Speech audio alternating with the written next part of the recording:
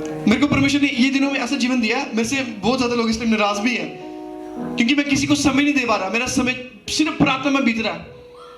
मैं अपनी टीम को भी सिखाने नहीं आ पा रहा हूँ क्योंकि मेरे को पता है रूह में रहूंगा, रूह में भरूंगा तो रूह परमेश्वर का आएगा, और परमेश्वर का रूह हमारे को अगुवाई करना है। ये वो टाइम चल रहा है यीशु मसीह के नाम से, क्योंकि रूह से ही बच्चे बदलने हैं, रूह से ही काम होने हैं। जो काम हम बोल रहे हैं ना, ये काम इम्पॉसिबल है बिना रूह के, लेकिन रूह से, परमेश्वर की आत्मा से सब कुछ होगा। ना तो बल से, ना शक्ति से, बल्कि आत्मा के द्वारा सब कुछ होगा।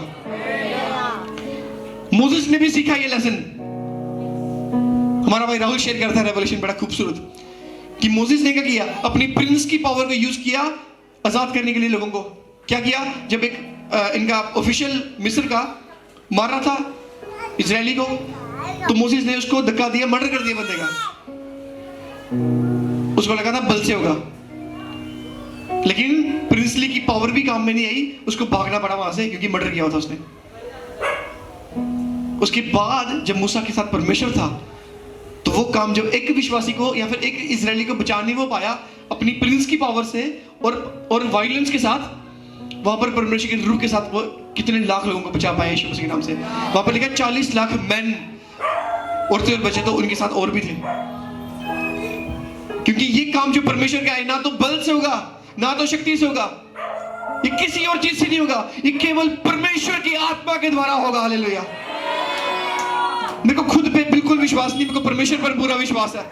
खुद पर कोई घमंड नहीं, लेकिन परमेश्वर पर पूरा घमंड है। परमेश्वर का वचन कहता है कि आकाश और पृथ्वी टल जाएगा, मेरे मुंह से निकला हुआ शब्द नहीं टलेगा। ये सब चीजें होनी है यीशु मसीह के नाम से, क्योंकि परमेश्वर ने बोली है। हमने बोली होती तो नहीं होती। हम क्या है, हमको कुछ नहीं, हम जीरो हैं, लेकिन परमेश्वर तो सब कुछ है ना। परमेश्वर की पावर से सब कुछ हो सकता है, परमेश्वर सब कुछ करेगा। और ये आयतों के द्वारा परमेश्वर मेरे को बता रहे थे कि क्या स्टैंडर्ड्स है मिनिस्ट्री के, क्या ऑर्डर है मिनिस्ट्री के। परमेश्वर ने दिखाया उसका राज्य किस तरीके से दिखेगा। तो मेल्किसेडेक की स्टोरी यहां पर शेयर कर रहे हैं हिब्रू चैप्टर 7 में। क्या लिखा है, किंग ऑफ राइचियसनेस। मेल्किसेडेक जो इंसान था, इसकी स्टोरी मैं आपको सुनाता हूं, क्या स्टोरी है ये। लेकिन एक व्यक्ति था, इसका नाम था मेल्किसेडेक, और लिखा है पहले आयत में, मेल्किसेडेक का जो नाम है इसका मतलब है राइचियसनेस, यानी कि धार्मिकता का राजा। और जो मेल्किसेडेक था वो किंग था, राजा था एक जगह का, और उस जगह का नाम था सालेम। आप पता ना, एक दूसरे को बोलते सलाम। सलाम वर्ड सालेम से ही आया, शालोम भी कह सकते हैं, इसका मतलब होता है पीस, शांति। ये एक ऐसी जगह का राजा था जिसका नाम सालेम था, मतलब पीस। तो पीस की जगह का राजा था, यानी कि प्रिंस ऑफ, यानी कि किंग ऑफ पीस था ये। तो यीशु मसीह की प्रोफेसी थी। He was also a priest of the Most High God. तो ये सालेम नामक एक जगह का राजा भी था। उसी समय ये अपने नेशन का एक प्रीस्ट था। क्या था, प्रीस्ट यानी कि याजक, किंग यानी कि राजा। राजा और याजक था अपने देश का ये। समझ रहे ना सभी। फिर क्या हुआ, एक बार अब्राहम जो था, अब्राहम क्या कर रहा था, अब्राहम इतना पावरफुल था। आप जानते हैं कि अब्राहम को परमेश्वर ने इतनी आशीष दी थी, उसके पास पर्सनल आर्मी थी, राजा नहीं वो था अभी, फिर भी उसके पास पर्सनल आर्मी उसकी थी।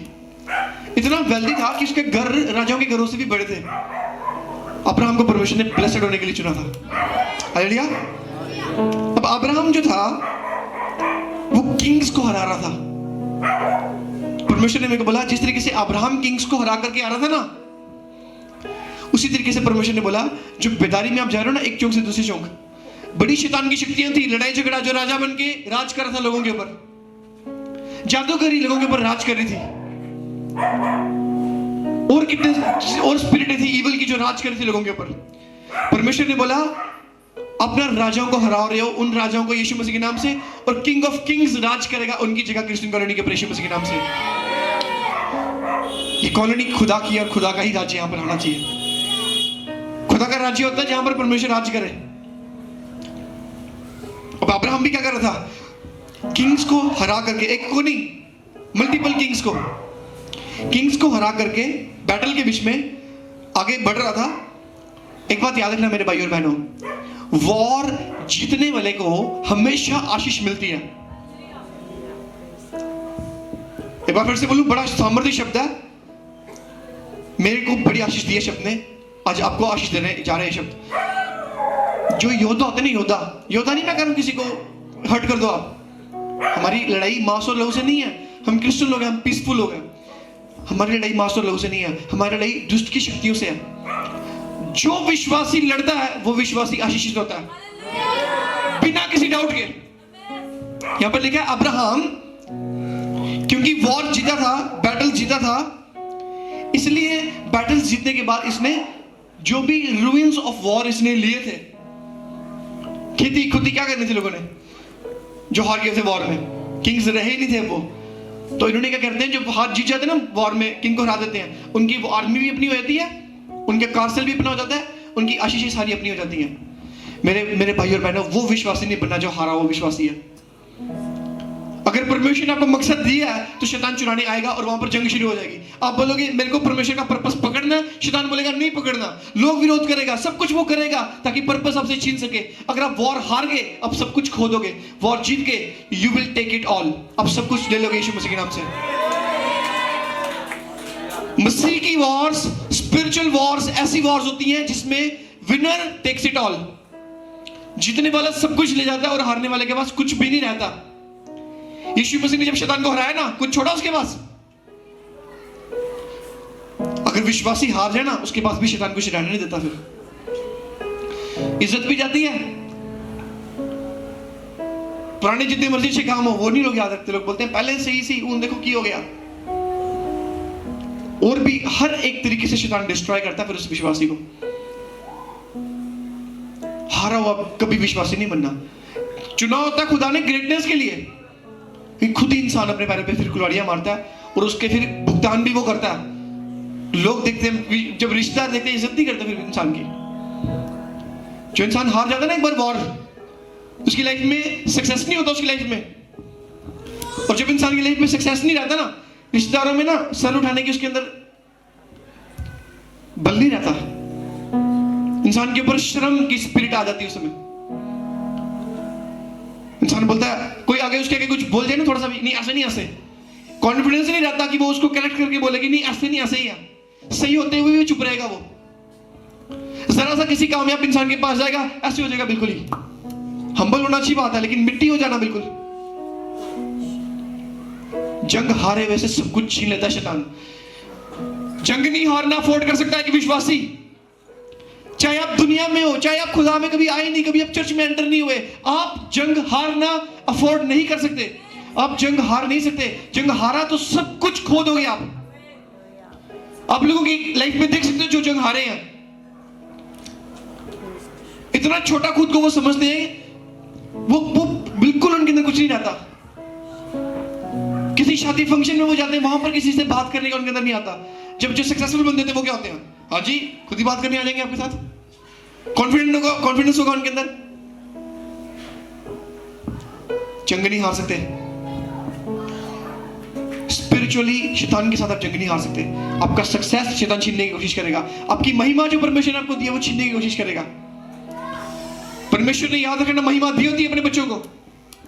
आपका जो एटीट्यूड है, आपका जो एटीट्यूड इन द सेंस गलत वाला नहीं, आपका जो सॉलिड कैरेक्टर है कि आप खुदा का स्टैंड लेने वाले विश्वासी हैं, वचन आपके मुंह से निकलता है, आपके चेहरे में परमेश्वर का नूर नजर आता है, आपको परमेश्वर ने अच्छी जगहों पे बिठाया हुआ है, ये सारी की सारी चीजें परमेश्वर की महिमा होती है जो परमेश्वर ने आपको दी हुई है। यदि आप वो जंग हार जाए शैतान से, सब कुछ हाथ से जाता है। एक विश्वासी प्रार्थना ना करना अफोर्ड नहीं कर सकता, क्योंकि प्रार्थना से ही विक्ट्री मिलती है। सिर्फ मान लो परमेश्वर ने मेरे को कोई आशीष देनी है, मैं आशीष को पीछे भाग के आशीष नहीं पकड़ सकता। विश्वासी की लाइफ में प्रार्थना होनी जरूरी है, क्योंकि प्रार्थना में विश्वासी लड़के थ्रैश करता है उस दुष्ट की शक्ति को जो उससे आशीष छीनने की कोशिश कर रही है। प्रार्थना में ही बल है विश्वासी का। बहुत पहले एक तस्वीर हमारे को व्हाट्सएप पे किसी ने भेजी ग्रुप के बीच में। वो तस्वीर ये थी कि सांप से लड़ रही थी ईगल। ईगल जानते हैं प्रोफेटिक अनॉइंटिंग को दर्शाती है। ईगल लड़ रही थी एक सांप के साथ, लेकिन लिखा था उस पोस्ट के बीच में, पिक्चर के बीच में, कि ईगल सांप से कभी भी जमीन पे नहीं लड़ती। ईगल सांप को पकड़ती उठा के ले जाती हवा में। क्योंकि सांप हो सकता है जमीन पर जीत जाए, लेकिन हवा में वो ईगल से जीत नहीं सकता। हवा में सांप के पास बल ही नहीं होता कि वो उठ भी सके, नीचे से पकड़ लेते सांप को, सांप लटका रहता है बेचारा। विश्वासी जब प्रार्थना में बैठता है ना, वो उड़ना शुरू हो जाता है यीशु मसीह के नाम से। वो एक ऐसी जमीन होती है जहां पर सांप, जो कि मृत्यु को दर्शाता है, सांप पावरलेस हो जाता है उस विश्वासी के ऊपर यीशु मसीह के नाम से, और विश्वासी बलवंत होता है और जयवंत होता है यीशु मसीह के नाम से। हालेलुया। इसलिए अगर आप वो विश्वासी हैं जो प्रार्थना नहीं करते, अगर आप वो विश्वासी हैं जिसकी लाइफ में शेफर्ड नहीं है, शेफर्ड आपके लिए लड़ते हैं और आपको खिलाते हैं, खिलाने से भी विश्वासी की आत्मा बलवंत होती है। ये जो वचन और वाटर आप इस टाइम ले रहे हैं, इससे आपकी आत्मा बलवंत हो रही है। समय अगर शेफर्ड ना हो लाइफ में, लोग बड़ी शान से बोल देते हैं, ऐसे नहीं किसी तरह से जानते हैं। बड़ा सोच समझ के सोचें कि आपकी लाइफ में कोई शेफर्ड है। मान लो आप जब जाते भी हो, एंड में जाके पीछे बैठ जाते हो, क्या वचन आपको स्ट्रॉन्ग कर रहा है? क्या वाटर वचन के बीच में है? क्या वो खाना उस वचन में है जो आपकी आत्मा को बलवंत करे? नहीं है तो कमजोर स्पिरिट वाले लोग वॉर हारते हैं, क्योंकि आत्मा की वॉर है ना, आत्मा स्ट्रॉन्ग होनी चाहिए। आत्मा का खाना क्या है? परमेश्वर का वचन। वचन कहता है मैं जीवन की रोटी हूं, यीशु मसीह कहते हैं। यीशु मसीह वर्ड ऑफ गॉड है ना, यीशु मसीह जीवन की रोटी है। साथ में कहते हैं जीवन का जल मैं हूं, जो मुझे पिएगा कभी प्यासा ना होगा। ये जल और रोटी दोनों आपको समय मिल रही है। और एक विश्वासी को ना मिले, वो विश्वासी कैसे लड़ेगा बिना बल के? मन नहीं करे करता दुआ करना, मन नहीं करे करता मेरा चर्च भी जानता। मन किधर से करना है? जब इंसान की आत्मा इतनी कमजोर हो जाती है ना, खुदा के साथ जुड़ने का